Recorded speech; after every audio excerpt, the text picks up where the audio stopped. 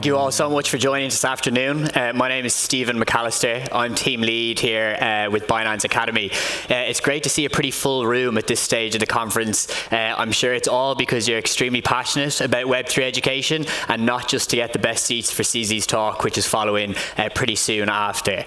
But that being said, and joking aside, I think CZ would agree himself that a big focus for him in 2023 and Binance in general has been education. And of course, as team lead for Binance Academy, I particularly feel that, and I think my panelists who I'm about to introduce absolutely do also.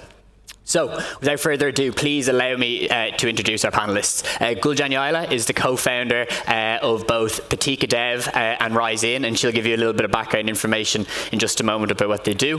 Aidana Kaskyrbek from Aidana, founder of BlockchainIST, and then lastly, Assistant Professor Bora Erdamar, who is the Director of BlockchainIST Center. Thank you so much for joining, and if you wouldn't mind giving them a proper round of applause and welcome them properly. So I guess, Aidana, first question for you. I think the transition from Web 2 to Web 3, the biggest focus is having the right talent to fill spots and opportunities in the space. So I guess, in your opinion, what can we do from an educational lens to enhance blockchain education globally? And please feel free to join, draw upon any focused initiatives in your region or anything like that. Thank you, Stephen. Yeah, so if we talk about the blockchain technology itself, it's going to change the nature of the wealth and the data as the wealth. So it's a very extremely disruptive technology, and to move that, it's going to change to the core what we believe is the asset, right?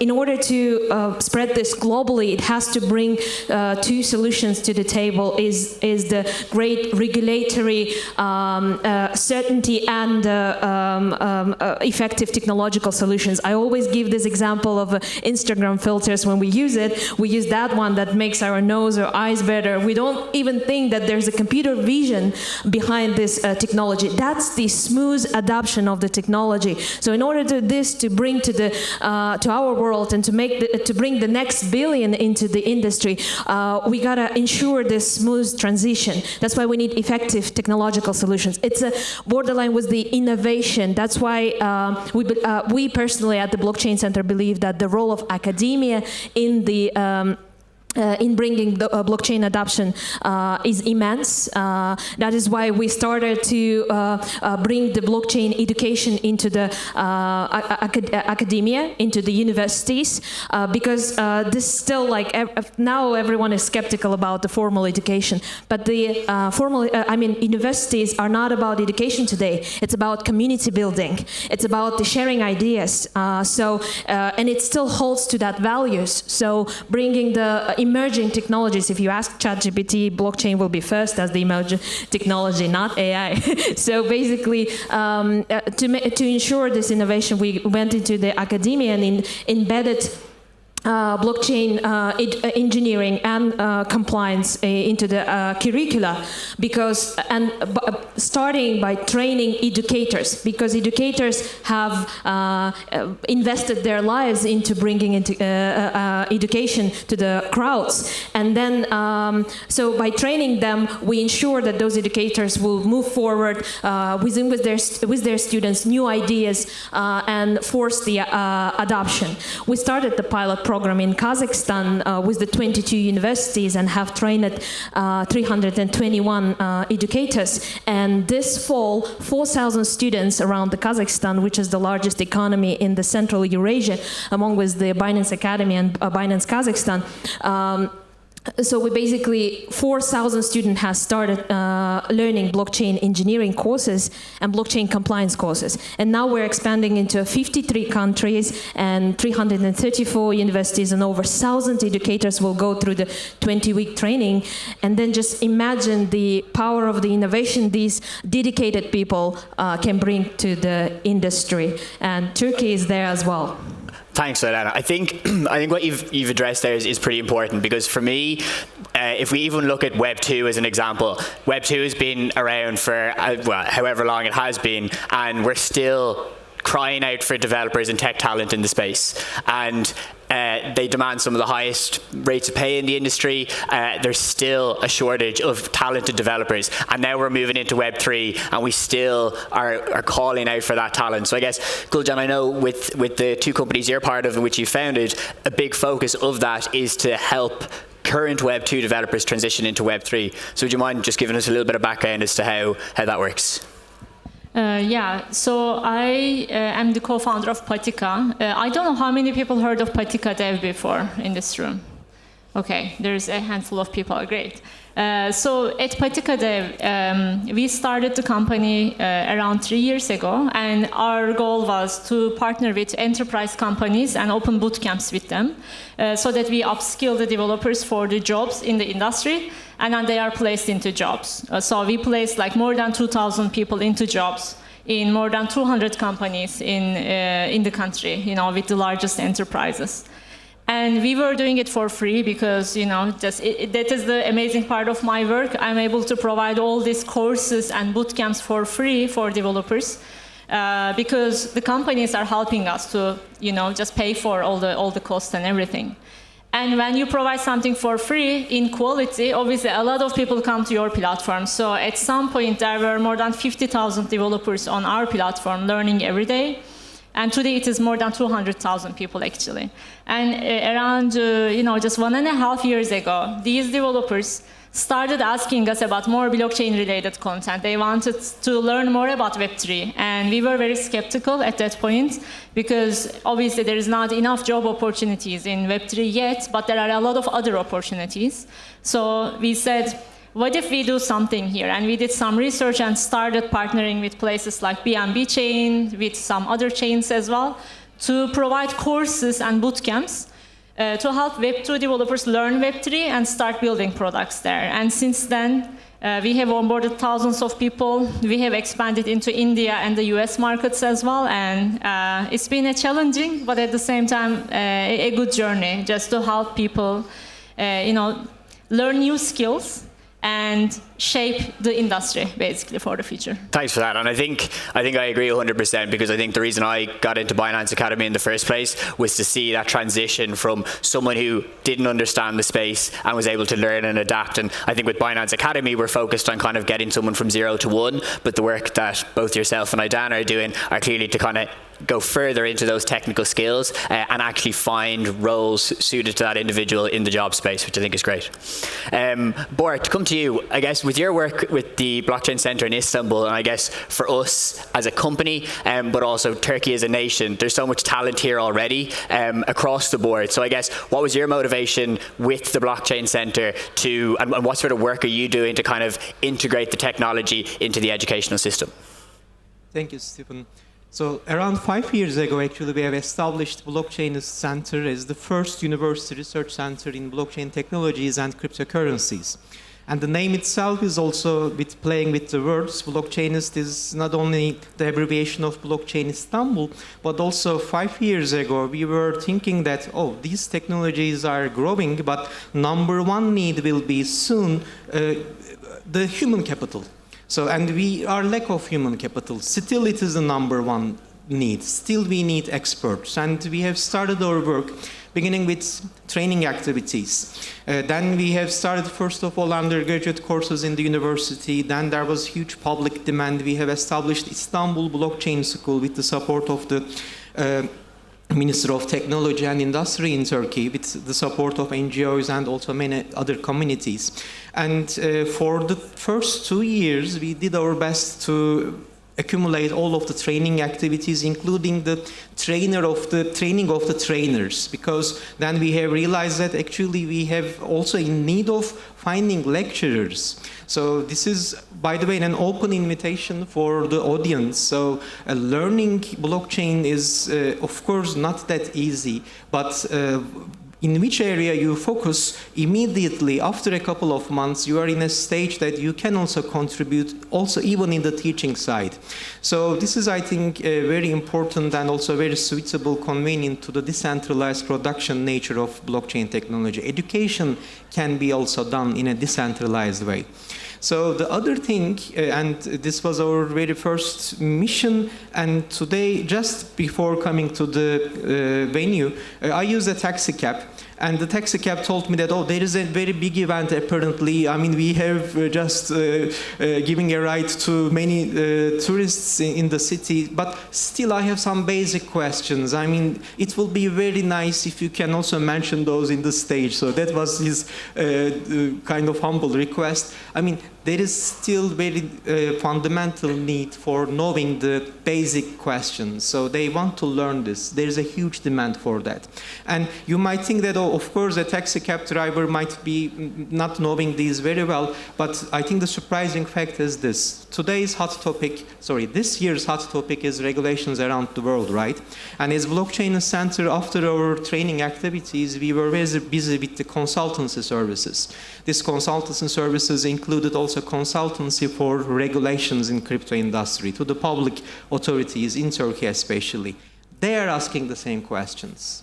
Not only that, once we have meetings with especially the conventional financial institutions in Turkey, the biggest corporates in Turkey, they are asking the same questions. I think these all three tell us also the way we are still in need of training more people, even for focusing on the most fundamental topics. So this audience, of course, knows the basics very well, but I think now also this is a duty, this is also in that sense an invitation for all of us that we need to promote more about the awareness and the knowledge of the basic skills in blockchain technology. Absolutely, and I think you've hit the nail on the head with one of those points, because I think in a space where the technology moves so fast, in order to fill the talent, it's nearly you're playing catch up all the time. I guess just a quick one for the audience is, who in the space is a developer? Just raise your hand.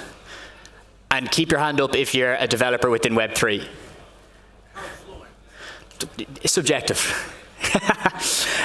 Okay, so we're talking probably 10, maybe. So I think that probably iterates the issue that we're addressing here. So I think that's something that I think is going to be an ongoing focus as we move forward.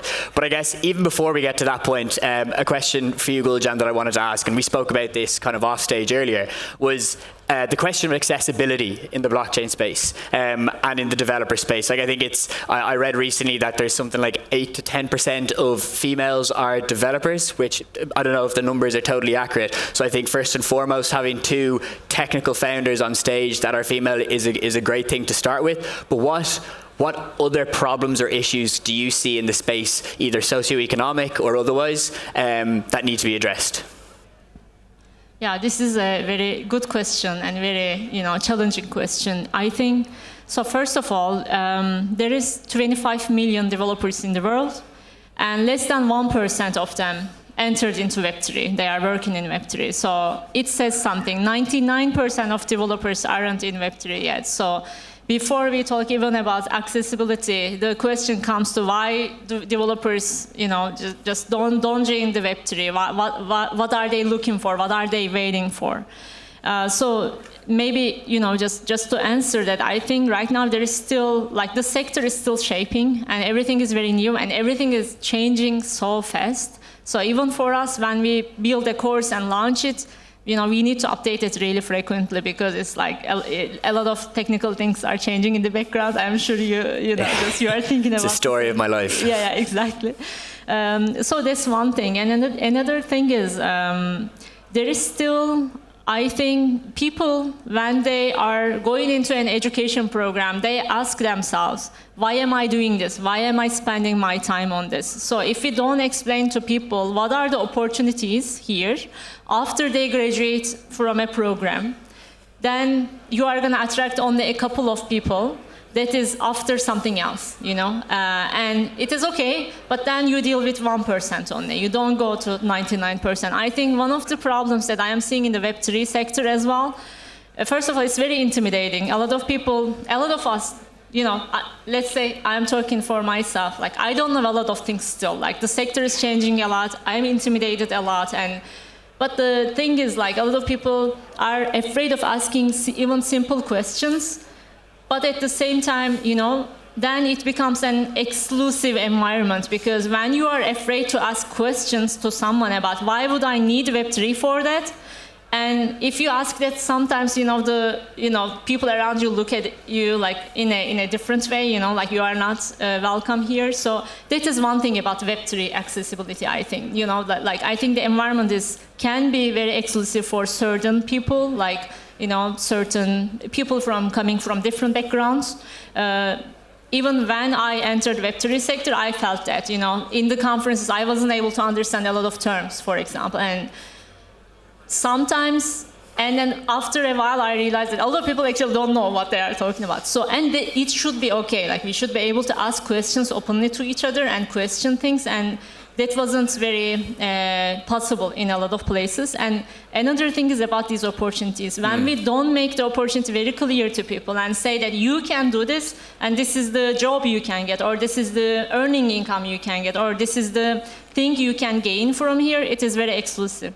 Finally, I think about Web3 accessibility, another problem is the question, most of the funding is going to hackathons, right?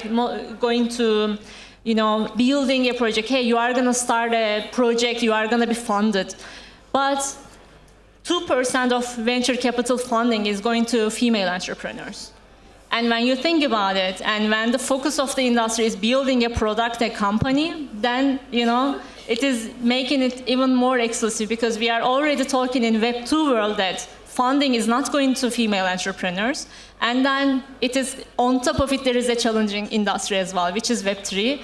And the focus is mostly building a product and a startup. Obviously, we see less women in the industry. I think in my experience, I contribute the situation to these kinds of problems. No, and I can see that. I think it is an uphill battle in that regard. And I think, as you said, it's a combination of a very fast-moving space, a challenging space. And I think even at Binance Academy, for example, we try and localize a lot of our content, because when you say, when you start, you don't even understand the general terms. I think for a lot of people globally, it's not even the terms, it's just the language in general. So 100% agreed on that. I guess one for both Aidana and for Bora, from an industry collaboration standpoint and pushing forward skill development, where do you see industry players, not just Binance but across the board, where can they collaborate to enhance the space and then kind of bring more people in? So I guess, just a 30-second answer from each, if you don't mind. I guess, Aidana, if you wouldn't mind starting. I agree here with Gülcan about that there's a lack of guidance in the industry. Also, like answering your question about the collaboration within the industry also lacks. It's actually the guidelines are lacking because there is no dialogue. As I told you, there is two challenges that industry facing today is the lack of regulatory clarity and lack of effective technological solutions or business models, right? It's also the reason for that is that regulators make industry players villains, and industry players saying that the regulators are the villains. Also, then while fighting with each other, they forgot about the customer base, they forgot about the business models and the value proposition. So that's why all the educational models that we're building within this academic initiative that we run worldwide, and that was the reason why we went to a worldwide scale with Binance Academy, is that we wanted to bring the plurality of opinion into the table, also to ensure that there's a dialogue. If you would look into our curriculums, you will see that there's lecturers that have opposite opinions in the industry, because that's very important to get the one side of a true in the middle of an argument, like Turkish people would understand me. So like that there's that's why we try to bring as much as possible the opinions into the curriculum of ours. So that's why it's a very guest lecture heavy curriculum. Also, there's I might just jump in just to give Bora the closing word here, because we're running a little bit short on time and CZ's on his way. Just a couple of sentences only. Building knowledge should be also decentralized and collaborative. My invitation is first to all university student groups. Please promote this technology. It will take time, but at the end we will build this modern knowledge all together. Thank you. Thank you so much. To our panelists, round of applause, please. Okay.